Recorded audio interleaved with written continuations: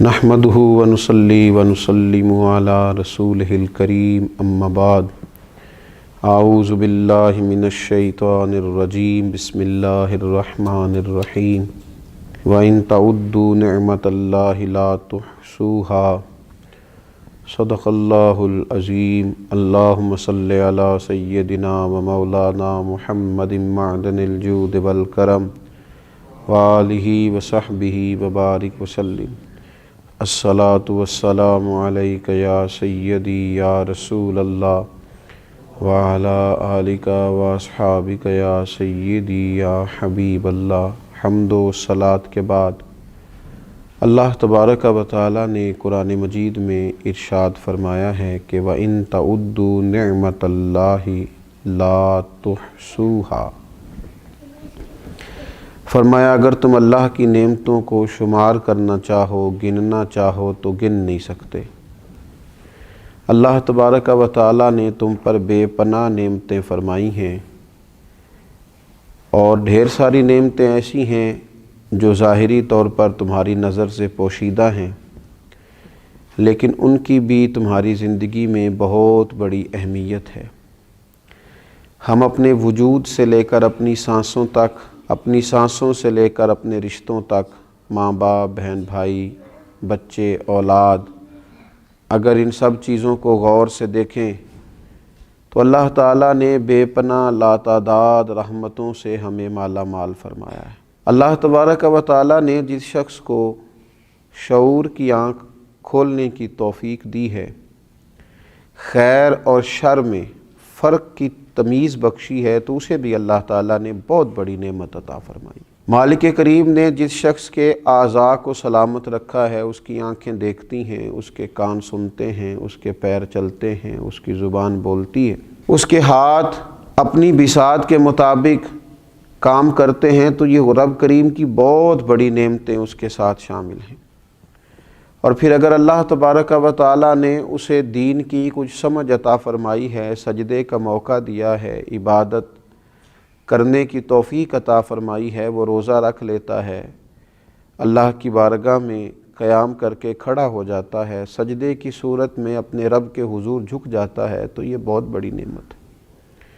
یہ مالک کا بہت بڑا احسان ہے، یہ اس رب کریم کا اپنے بندے سے محبت کا لازوال رشتہ ہے کہ اس کی بارگاہ کے اندر انسان کو حاضری کا موقع میسر آئے۔ اللہ تعالیٰ کی بے پناہ نعمتیں ہیں جن کا شمار رب کریم کا قرآن فرماتا ہے کہ ممکن نہیں ہے۔ ہم نے کرنا کیا ہے؟ اسی سورہ ابراہیم کے اندر جس میں یہ فرمایا کہ تم اللہ کی نعمتوں کو شمار نہیں کر سکتے، اسی سورہ مبارکہ میں فرمایا کہ لَإِن شَكَرْتُمْ لَأَزِيدَنَّكُمْ، اب اگر تم شکر ادا کرو گے تو اللہ تعالیٰ نعمتوں میں اضافہ فرما دے گا۔ وَلَئِن كَفَرْتُمْ إِنَّ عَذَابِي لَشَدِيدٌ، اور اگر تم کفران نعمت کرو گے، ناشکری کرو گے، تو پھر میرا عذاب بھی بڑا سخت ہے۔ ہمارے ہاں ڈھیر سارے لوگ ایسے ہیں جن کی طبیعت کے اندر شکوے پیدا ہو گئے، ان کے پاس جو ہزاروں لاکھوں نعمتیں موجود تھیں، ان کے شکر کی طرف تو کبھی ان کی طبیعت نہ جا سکی، لیکن ایک جو چیز ان کے پاس موجود نہ تھی اس کے لیے وہ تڑپتے رہے۔ وہ جو چیزیں ظاہری طور پر اور وقتی طور پر ان کو میسر نہ تھیں، اور ہو سکتا ہے اللہ تعالیٰ کی حکمت کا تقاضا ہو کہ وہ چیزیں ان کے لیے بہتر بھی نہ ہوں، لیکن ان چیزوں کے نہ ہونے کی وجہ سے انہوں نے اپنے مزاج میں شکوہ پیدا کر دی۔ اس کا سب سے پہلا نقصان تو انہیں یہ ہوا کہ ان کے مزاج میں جیسے ہی شکوہ آیا، ناشکری پیدا ہوئی، اور جو وہ نعمتیں اللہ نے انہیں دی تھی جنہیں گن نہیں سکتا تھا، ان نعمتوں کے بارے میں اس نے ناشکری کا اظہار کیا، تو یہ اتنی بڑی انہوں نے اپنے لیے روحانی تکلیف قائم کر لی کہ جس کا شمار نہیں کیا جا سکتا۔ اور پھر جیسے جیسے انسان شکوہ کرتا جاتا ہے، جیسے جیسے وہ شکایت کرتا جاتا ہے، جیسے جیسے وہ حرص ہوس میں مبتلا ہوتا جاتا ہے، اس کا دل بے چین ہوتا جاتا ہے۔ شکر کا مزاج سکون پیدا کرتا ہے، اور شکوے کا مزاج انسان کے دل میں بے چینی اور بے قراری پیدا کرتا ہے۔ شکر کا جو مزاج ہوتا ہے وہ انسان کو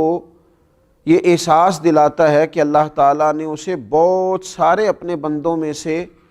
اس پر اپنی خاص نظر عنایت فرمائی ہوئی ہے۔ اور یہ جو شکوے کا مزاج ہوتا ہے یہ احساس کمتری میں مبتلا کر دیتا ہے۔ انسان یہ سوچتا ہے فلاں کے پاس بڑا کچھ ہے، میرے پاس تو ہے ہی کچھ نہیں، فلاں دیکھو کہاں پہنچ گیا اور میں وہیں کا وہیں رہ گیا۔ یہ جو مزاج ہے ناشکری کا، کفران نعمت کا، یہ انسان کے دل میں کھٹکتا ہے، بے چین کرتا ہے، لوگوں کے بیچ اپنے آپ کو چھوٹا محسوس کرتا ہے، زندگی کمزوری والی جینے لگ جاتا ہے، حقارت کے ساتھ اپنا وقت گزارتا ہے۔ میرے رسول پاک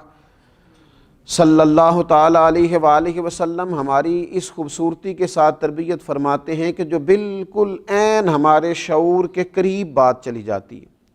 حضور علیہ السلام نے ارشاد فرمایا، جب تم میں سے کوئی شخص اللہ تعالیٰ کی نعمت کی قدر کرنا چاہے، اپنے اوپر اللہ تعالیٰ کی نعمتوں کا احساس پیدا کرنا چاہے، تو وہ اپنے سے کم درجے کے شخص کو دیکھے، وہ محسوس کرے کہ میری صحت بالکل ٹھیک ہے اور دیکھو فلاں آدمی خدا کی حکمت کے ساتھ اس کے اعضاء پورے نہیں ہیں، کسی کی نظر موجود نہیں ہے، کوئی اپنے قدموں پر صحیح طرح سے چل نہیں پا رہا، کوئی بیچارہ ذہنی طور پر اعصابی طور پر کمزور ہے۔ کبھی پلٹ کر ان لوگوں کو بھی تو دیکھے جن کا قد بہت اونچا ہے،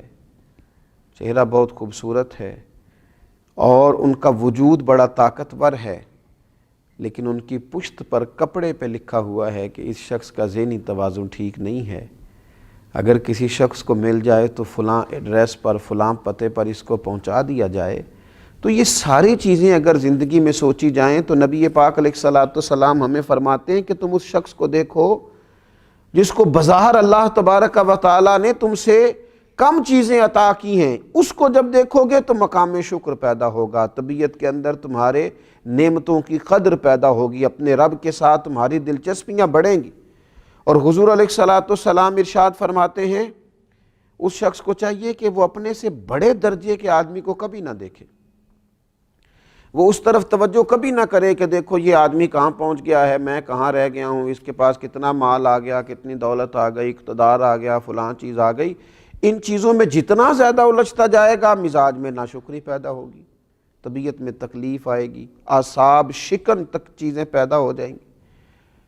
اس کا دل بے چین رہے گا، طبیعت بے قرار رہے گی۔ تو جو اللہ نے دیا ہے اس پر جو لوگ خوش رہتے ہیں، سادہ معنی یہ ہے کہ دنیا میں خوش وہ ہے جو اپنے نصیب سے خوش ہے، دنیا میں خوش وہ ہے جو اپنے رب کی عطا پہ خوش ہے، دنیا میں خوش وہ ہے جس کو اللہ تعالیٰ نے جہاں کھڑا کیا ہے وہاں وہ پورے ذوق شوق سے کھڑا ہو گیا، وہ آدمی دنیا میں بڑا خوش ہے۔ تو اپنی زندگی میں جب مزاج شکر پیدا کیا جائے، آپ دیکھیے انبیاء کرام علیہم السلام کے شکر کرنے کا کیا انداز ہے، وہ کس طرح شکر ادا کرتے ہیں۔ حضرت سیدنا داؤد علیہ السلام اپنے رب کریم کی بارگاہ میں عرض کرتے ہیں، کہتے ہیں اے اللہ میں تیرا شکر کیسے ادا کروں، تو مجھ پر نعمت کرتا ہے، میں اس کا شکر ادا کرتا ہوں تو ایک نعمت اور فرما دیتا ہے، میں اس کا شکر ادا کرتا ہوں تو اور نعمت ادا کر دیتا ہے۔ مالک تیری نعمت پر نعمت، فضل پر فضل، عطا پر عطا، کرم پر کرم ہوتا جاتا ہے، تو میں تو ڈھونڈتا رہتا ہوں کس نعمت کا شکر ادا کروں۔ حضرت داؤد نے جب یہ بات کی تو رب کریم نے فرمایا داؤد اب تم اپنے رب کو پہچان گئے ہو، اب تم نے اپنے مالک کا شکر ادا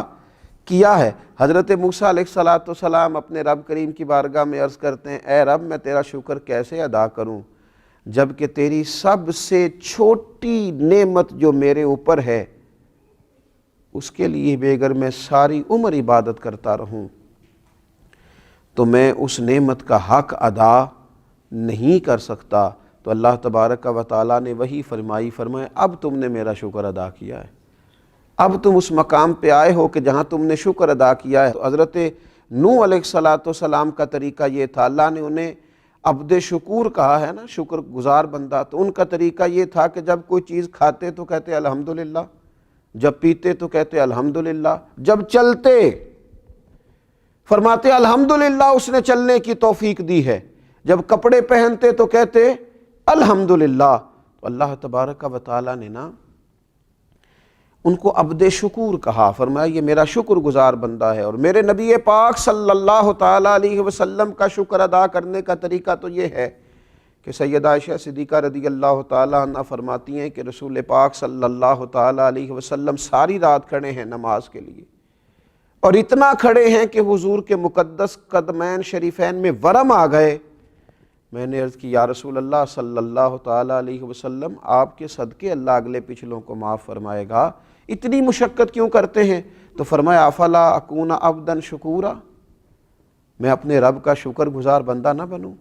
یہ تو میں اس کی بارگاہ میں شکر کے لیے کھڑا ہوں۔ تو یہ انبیاء کرام علیہم السلام کا شکر دیکھیں، رسول رحمت صلی اللہ تعالیٰ علیہ وآلہ وسلم کا شکر دیکھیں، یہ کتنا بڑی بات ہے، کہاں تک یہ لوگ شکر ادا کرتے۔ اور میرے نبی پاک صلی اللہ تعالیٰ علیہ وسلم کے غلاموں، یاد رکھنا، امام بیہقی حدیث لائے ہیں، فرماتے ہیں شکر نصف ایمان ہے، صبر نصف ایمان ہے، اور یقین کامل مکمل ایمان ہے۔ اگر دولت یقین ملے پھر تو تکمیل ایمان ہے، پھر تو اللہ تعالیٰ نے مکمل ایمان عطا کر دیا ہے۔ تو اپنی زندگی کے اندر مزاج شکر والا پیدا کریں، طبیعت شکر والی پیدا کریں، اپنے لہجے کو شکر والا بنائیں، اپنی گفتگو کو شکر والا بنائیں، اپنے معاملات کو شکر والا بنائیں، اپنے انداز سے شکر کو ظاہر کریں۔ اور ایک بڑا شکر، ایک بڑی نعمت پر اللہ کی بارگاہ میں احسان مندی، یہ بھی امام بیہقی رحمۃ اللہ علیہ اس حدیث کو لاتے ہیں۔ نبی اکرم صلی اللہ تعالیٰ علیہ وسلم کا ایک شخص کے پاس سے گزر ہوا، وہ کہہ رہا تھا تمام تعریفیں اس اللہ تعالیٰ کے لیے جس نے مجھے اسلام کی ہدایت دی، جس نے مجھے رسول اللہ صلی اللہ تعالیٰ علیہ وسلم کی امت میں رکھا۔ نبی پاک صلی اللہ تعالیٰ علیہ وسلم نے اس کی بات کو سنا تو فرمایا تم نے بڑا ہی عظیم شکر ادا کیا، تم نے بڑا عظیم شکر ادا کیا ہے۔ تو امیر حرم، میں غریب بے نوا، تو کجا من کجا،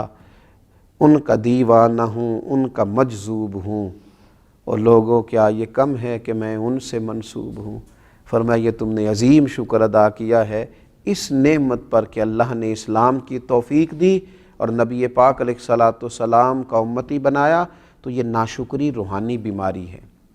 اور شکر کرنا یہ اس بیماری کا علاج ہے۔ ناشکری دل کو تکلیف دیتی ہے اور شکر بندے کے دل کو ٹھنڈا کرتا ہے۔ اللہ تعالی ہمیشہ شکر گزار بندہ بننے کی توفیق عطا فرمائے۔ وما علینا الا البلاغ۔